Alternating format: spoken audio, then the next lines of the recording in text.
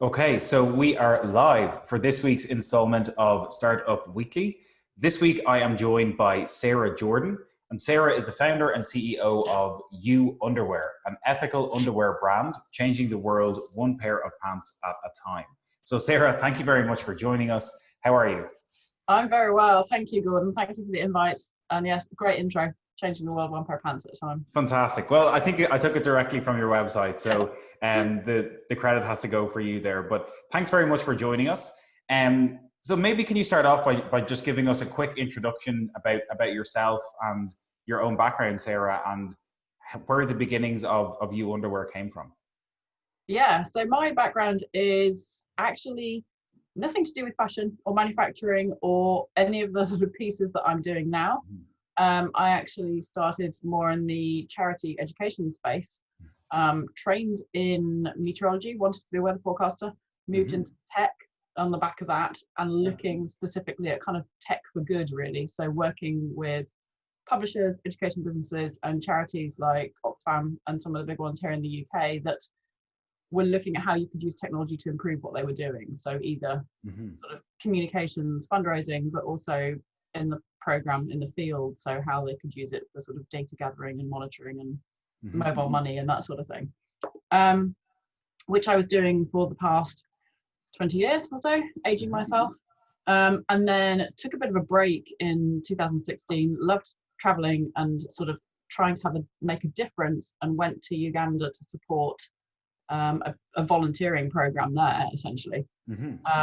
And I was working with some female business owners who were trying to get a local initiative off the ground, making sanitary towels and nappies for themselves, for the community, and as a small business.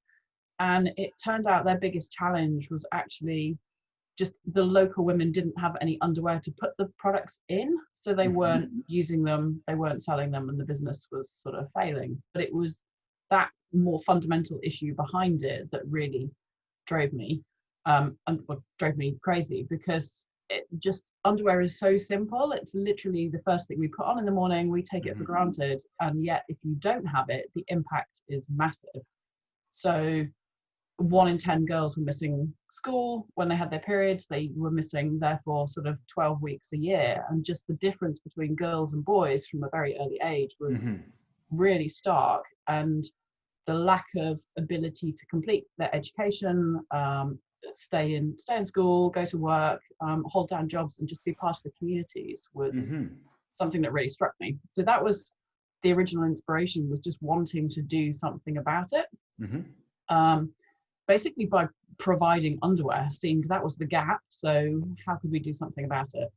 I came back from that trip and started looking into underwear. Cotton underwear is better for you because it's a more natural fiber, but actually conventional cotton itself is a very polluting crop, incredibly water intensive, uses a lot of pesticides, a lot of problems with it. And fashion more broadly is a very nasty industry and sector. And so it became clear then that if I was going to do something and manufacture underwear, it had to be done sustainably. And so using only organic cotton, and actually making sure that the people that made the items were paid and treated fairly, and it was without all the sort of chemicals and harsh treatment. So it was just joining those dots, really, from that original getting very frustrated at the situation in Uganda and saying we want to do something, and trying to sort of turn that into a business. So that was the start of it, and then grew from there. It's a great story. I think it was obviously like an eye-opening experience that motivated you to kind of start taking action and put something in place to build a business around, but also to help others. And I think from looking at your business, from my research, it's clear that that's a very core pillar of what you're about and what you're trying to do. So does the whole sustainability aspect and kind of educating people about the entire supply chain of logistics and everything to do with crafting your product, is that kind of playing into what you want to help educate people with? And it's obviously part of your brand and part of your product. Yeah, I mean, I think it all came very much from my own experience and my own learning. So we didn't necessarily go into it even thinking about sort of consciously building a business, and this is a sort of sustainable element. But once you start, you just uncover more and more. And those values were really important to me, and I wanted them to be kind of embedded in the business at the start. And my point was sort of, you can't empower people on one end and treat them badly on the other. So if you're going to be talking about some of this stuff and doing it, you really have to do it well. And so, yeah, the supply chain, the manufacturing, making sure that we were trying to tackle some of those issues that are associated with fast fashion, in terms of wages, labor rights, pollution, waste, all of those issues that sort of we hear about in the press every now and again with some of the big UK companies that are sort of responsible for some of that and guilty of it.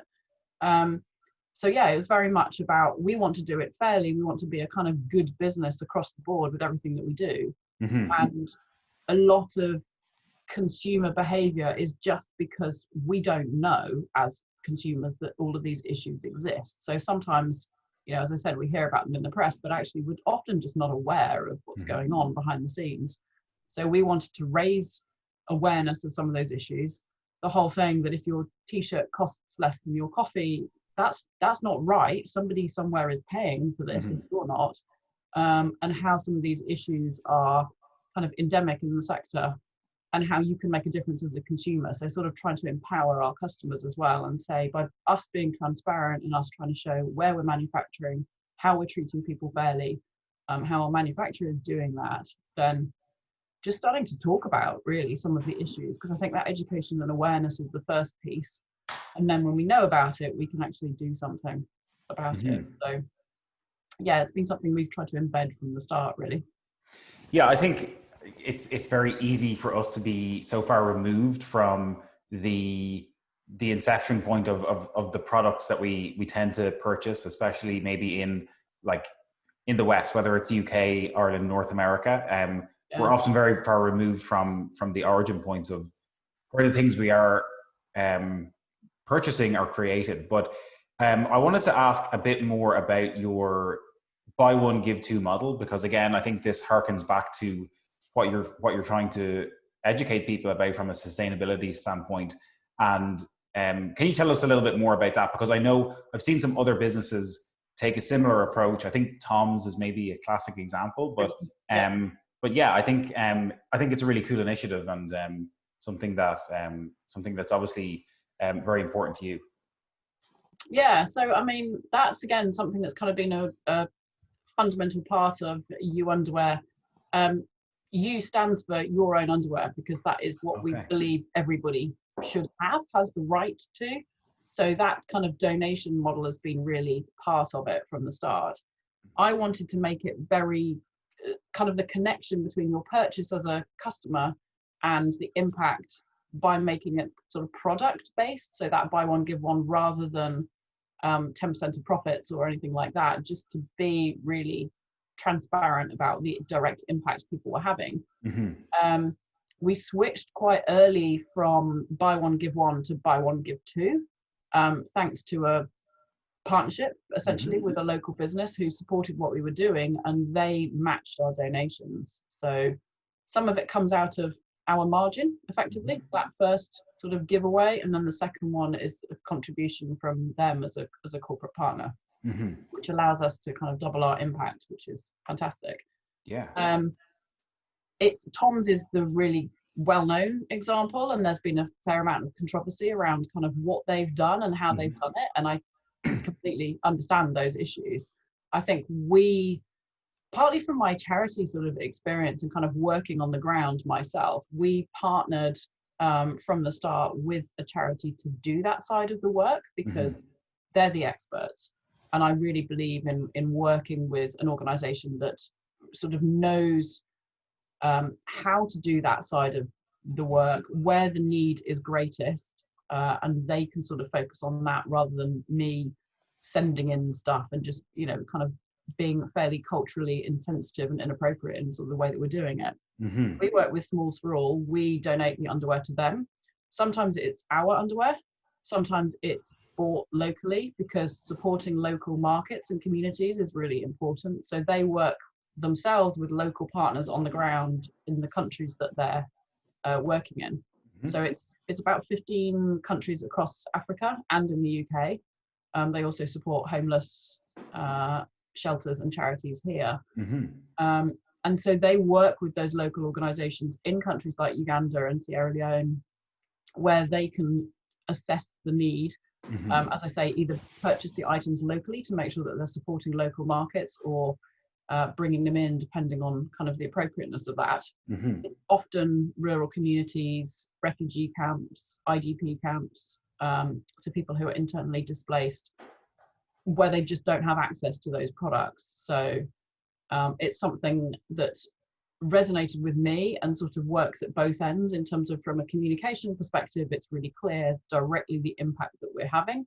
And we work with them, as I said, to kind of do that side of the work and to track through that the number of people that we're reaching and how it has the longer term impact around girls being able to stay in school. So yeah, it's just trying to do that with the best intention but best impact and reach as well. So again, it's just trying to be sort of sensitive to some of the issues. We're not just shipping in loads of products and kind of dumping them on the African market, which is it sounds like you know where the impact is being made, and you're seeing that translated with the schools and the people that are actually getting in touch with your product. So I think it obviously is something that's very important to you, but I think it's eye-opening for people like me and others as well who come in touch with your brand, I'm sure, just to get a better understanding of like what's actually going on, you know what I mean? And eye-opening for people who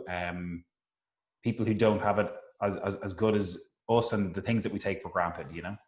Yeah, and I think on, as you said, sort of on both sides. So we've got the kind of giving back piece at one end, or this end, we've got the manufacturing side, and both of those I wanted to kind of make sure we were doing the best that we possibly could. As you say, just that visibility and awareness, because in the same way as seeing where the underwear is donated and the impact that has, seeing how the stuff is made, and I've been really fortunate, I went out to our manufacturer last year because I wanted to see for myself how the underwear is made, how the people are treated.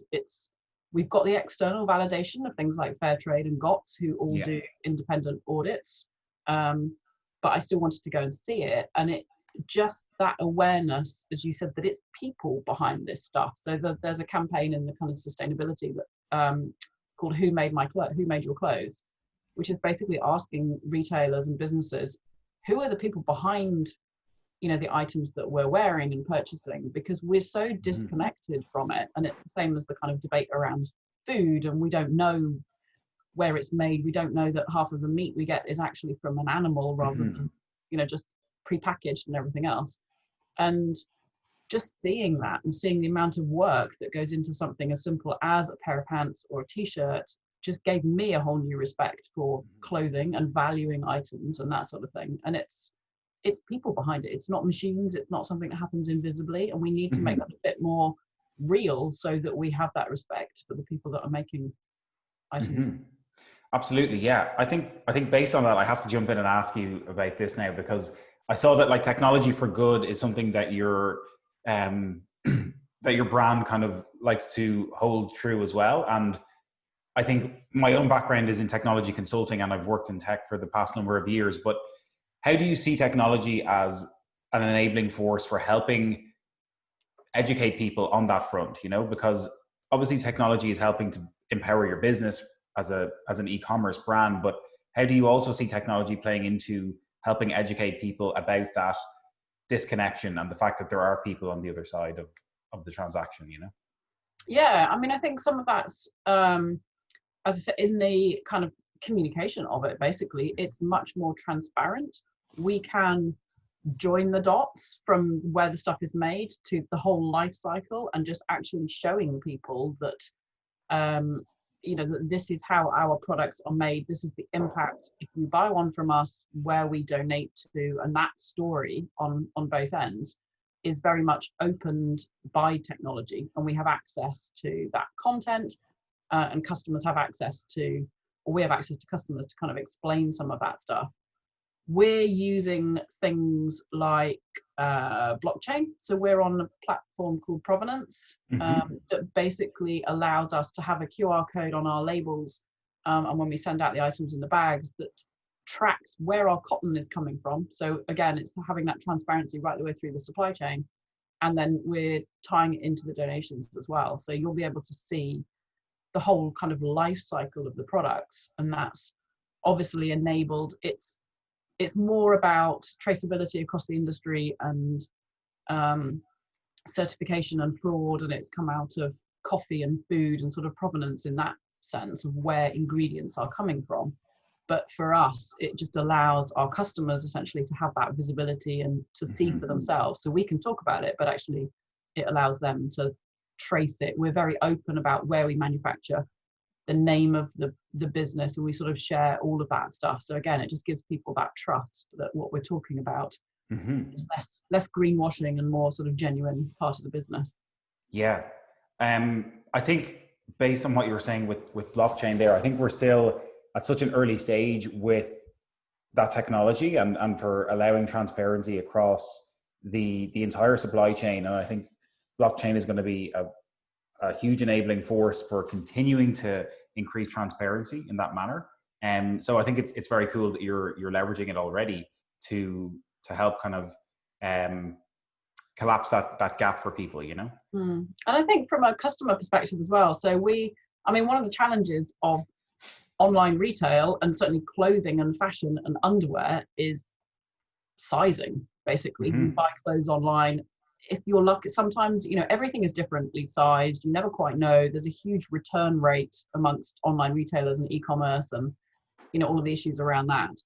There's a lot of technology coming out trying to improve things like sizing and just that broader sort of customer service, answering all of those questions, to whether it's web chat, there's sort of VR, AI tools that can be used to help you get the right fit on products and customization and all that stuff. So I think there's a huge opportunity with technology to kind of improve everything that we're doing. The challenges of small businesses, a startup, and with my background in tech, I think it's brilliant, but it's we can't do that. We're not a tech business. We need to kind of focus on that side and just look at where it enables us to do things in a different way, and test some of these things and see if we can provide a better service to customers, see if that improves our business kind of metrics on the back of it, so that we get items that fit, that sell well, that aren't returned, and that enables us to have the bigger impact. So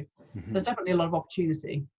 It's just, where do you use that appropriately and not just get sucked in by the new shiny thing that looks quite cool. Absolutely.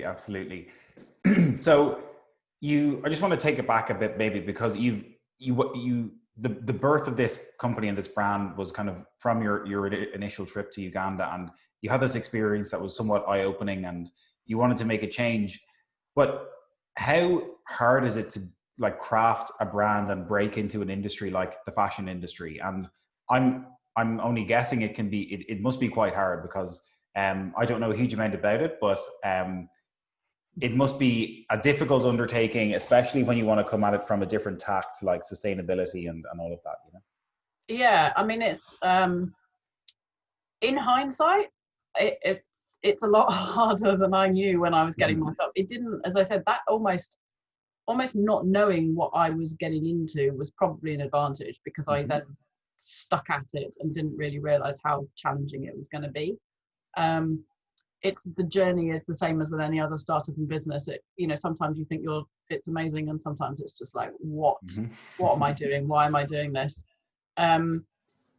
Trying to break it. So fashion is, as I said, it's not a very nice industry, but it's also quite traditional. It's got the big players in it. You need to have massive budgets to advertise, to kind of cut through, and that's a real challenge for a small startup to just get into that space.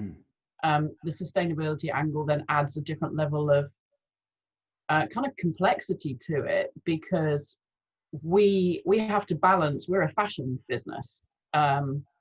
We still have to have the kind of aspirational imagery, the elements that people want to be part of, and a nice product, because they might buy our underwear the first time because they like the story, but if it doesn't, if it doesn't work, they don't like it and it's not comfortable, then they're never going to buy it again. And so we have to kind of keep that at the heart of it, but still trying to explain the story and the bigger impact, and how they have a sort of role in that without it getting confusing, without it getting too worthy and anything else. So it's definitely a challenge. I think it's about just telling that story really, and being, again, open and transparent, and trying to make it personal, and telling my story as part of it, to just say, this is what I'm trying to do. We're on a bit of a journey, so we're learning, and the more sustainability sort of elements we discover, then the more impact that has in terms of how we have to change some elements of the business. But I think it is gradually sort of trying to take our customers with us, and increasing that awareness of some of the issues, but not just in the echo chamber that is the sustainable fashion world, and we're all talking to each other and we get it, and yet there is a lot of greenwashing. There's a lot of stuff going on with the bigger brands that aren't quite as transparent and honest in some of this stuff. So again, you're up against that as well. So it is a continual job to try and generate that story and brand and awareness. Yeah, for sure. I think it's, with any startup, it's like consistency is such an important measure, but it's easy to forget that when you have such highs and lows with building what you're building. But I'd love to hear your thoughts on how you've kind of really gone about growing the business so far. And correct me if I'm wrong, but I think it is a digital first brand, in that you have an e-commerce store, and I'm sure you do other business as well. But how has your strategy and the digital landscape played into growing the business and crafting the You underwear brand? Yeah, so again, I guess we are technically a digital first business. We sell predominantly through our site, directly through our site.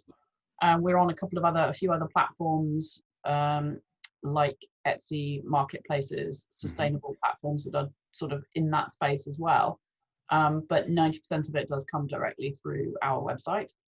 The whole thing that you can start and set up and run a business entirely digitally with kind of no experience still stuns me at one level, that it's, you genuinely can get your site up and running and start to build and sell products through that. And it continues to influence kind of everything that we're doing in terms of our presence. So most of our sort of acquisition activity, engagement with customers, is all through online channels, directing people to our website, and then our presence across social, and the conversations and stuff that we have in those spaces. There's a bit of offline, because, well, there was before this year, certainly at events in terms of like markets.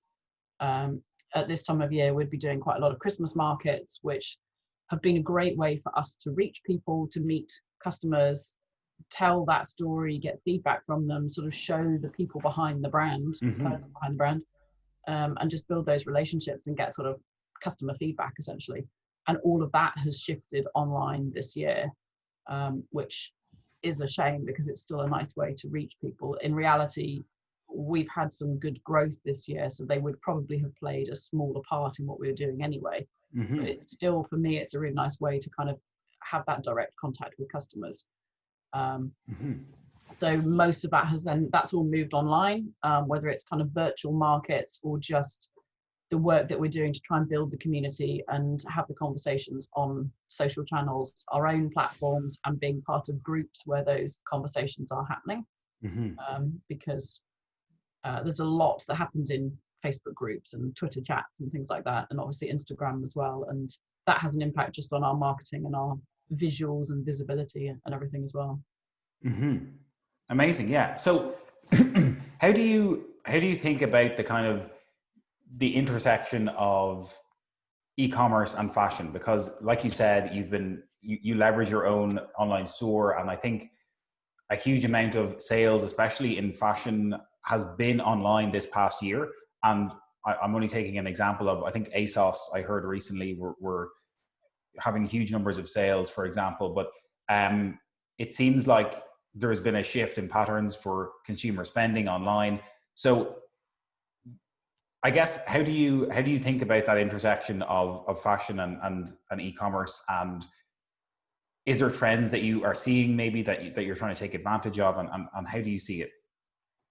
Yeah, I mean, it's definitely, I think for the past few years, it has been a trend, a growing trend, obviously online. When I first started, as I said, my background was in tech and trying to persuade a very traditional publisher that we could sell books online. The Amazon example, even at the time, wasn't enough to kind of convince them, and that was an uphill battle. And that, you know, it's just become the normal way of doing things. This year, that has just flipped to a different level because we've had to. And I think, you know, any businesses and any consumers who were reluctant previously have been forced to move online, and that's definitely something that we've seen in terms of people becoming a bit more familiar with it. They're a bit tired of being online and being on Zoom, but they are much more confident and familiar with that as a purchase channel. And we've definitely seen that uplift since lockdown, the first time in March, and seen trends around that whole interest in supporting small businesses, shopping more locally, caring about where your stuff is coming from, and just us slowing down as a society and community has made people think differently about their purchases, and that's kind of reflected in supporting brands like us who are in a sort of sustainable space. I think obviously you can now buy directly through some of the other channels, like Facebook is increasingly doing that, Instagram, obviously, having product listings. So it's a mix of like the discoverability, how people are finding out about you and your products, and just presenting them, to directly purchasing through some of these platforms. Our website is on Shopify, and I got a notification this morning saying I can now integrate TikTok directly into that. And so it's continually evolving, and I think for us, it's just balancing where are our customers and where do they want to engage with us and where do they want to purchase. And just at a very practical level kind of capacity, we're a small business. It's me and two members of the team who help me. We can't do all of it. We can't necessarily be on the latest sort of channels and platforms. So how do we evaluate those and work out where we can test things, see what works, and gradually grow that and sort of scale our presence? They definitely have a role, but interestingly, it's still for us in terms of the actual mix, in sort of from a marketing perspective, social channels are much more about presence and brand awareness and just being there. They don't hugely convert traffic wise. It's still Google, it's still search, it's still a lot of word of mouth recommendations, and then people looking for you through that channel. So again, it's just kind of having that awareness of the mix, and seeing where some of those different kind of e-commerce elements are coming into what we're doing. Yeah. So how are you thinking about scaling and growth at the moment, and then maybe how does that play into what's next for You Underwear as a brand? Yeah, so we've I suppose our initial way of scaling is basically with products, product mix, because again, not knowing what I was getting into, underwear you think is fairly simple, but actually just the range of products available is quite extensive. There's 25 different styles of women's underwear. Where do you start as a small business, and then how do you grow? You think it's a pair of pants, and suddenly it's like, what about these? What about that? What about that? Everybody's preferences and styles and everything are different. So we're gradually trying to sort of increase that. One of our brand values is around body positivity and confidence, and kind of representing people in a positive way and being accessible from a kind of price point, but also just representative of different body sizes. So we've got quite a range from 6 to 20 at the moment. That itself causes a challenge, because just to have a couple of items in stock, or a couple of items in our range, our stock is huge. And so that's a very sort of slow process in terms of increasing our range, increasing our colors, increasing our styles, increasing that side of it, just to gradually sort of grow in that sense. We've got some new collaborations on that side as well, because that's been an interesting way for us to sort of grow in terms of some of our designs. And going back to the kind of fundamentals of the business, we're collaborating with an African designer to do some funky prints essentially that are coming out into our range, looking at different audiences, so younger girls with some of our bralettes and different products. So there's that sort of core product piece. We're also introducing a circular fashion, a take back scheme as part of our circular fashion commitment. So again, sort of reducing waste, we want to encourage people to send their underwear back to us, and we're going to go to a fiber to fiber recycling program that will allow us to repurpose that so it doesn't go into landfill. So we've got that piece. We're in the process of registering to be a B Corp, again, to just kind of support our sustainability initiatives and values, embedding that in the business. And there's a lot of work behind the scenes that we need to kind of do to make that possible, right from having policies around diversity and inclusion, supporting our staff, personal development, and sustainability across our banking, our printing, our paper, and changing our company articles to actually reflect our social purpose as well. So there's a huge amount sort of behind the scenes to do that. And then hopefully expanding the team sort of on the back of that to support growth. And it's just about how do we grow sustainably as a business as well, because we are very consciously a business, so we need to be profitable, we need to make money to have the impact that we want to. So how do we kind of have that growth, but manage cash flow, manage costs, to allow us to sort of continue doing that. So I'm not sure whether that answered about how we're doing it. Yeah, but no, it does. I think you've got a lot of exciting things in the pipeline by the sounds of it. And I think with your strategy to date, and I think everything that you're doing, it seems like it's a natural progression. And I think hopefully you'll have great success with it. I'd love to also know about your own journey a little bit. And you touched on it briefly in that sometimes it's like entrepreneurs are maybe even a bit naive going into certain industries or learning about certain things. But what has been your own maybe biggest lessons learned from building You Underwear to date? Because I know that a lot of people there's only a certain amount of theory you can learn before you go and actually take action and start building something or putting something into action. So I'm definitely keen to know what are your biggest learnings on the journey to date? Blimey, there's usually quite a list. I think it is a phenomenal journey and a phenomenal learning experience, and I think that's one of the things actually I enjoy about it, because I kind of like that challenge. I like the control it gives, in the sense of if this is successful or fails is kind of largely my responsibility. And there's a bit of luck and there's a bit of other things into it, but I have the ability to kind of directly make the changes, have the impact that I want to have. In terms of kind of lessons, I suppose we were talking before we started this about, I actually set this up with a co-founder, and then very quickly learned that wasn't going to work. Different views, different working styles and all sorts. And that was definitely one of the biggest learnings, that I didn't want to go into it doing it on my own, but the right or the wrong co-founder is almost worse than not having one. So just being really, really clear about that before you go into the start. And that took a lot out of me and a lot out of the business at the time, just trying to kind of resolve that. I don't regret any of it, because obviously I wouldn't be where I am now and doing it, but that was definitely a big learning in terms of just what are your values and having that understanding between you. I think you running your own business, some of that naivety about not knowing the sector is definitely an issue, but also sometimes an advantage, because you don't know some of the, you don't have that standard, that won't work, because you just don't know. So you attempt it in a slightly different way, and you go for it thinking that, you know, how hard can it be to make a pair of pants? Turns out it is quite complicated, and there's a lot more issues than you realize, but not knowing that just gives you that kind of false, the necessary confidence to just go for it, really.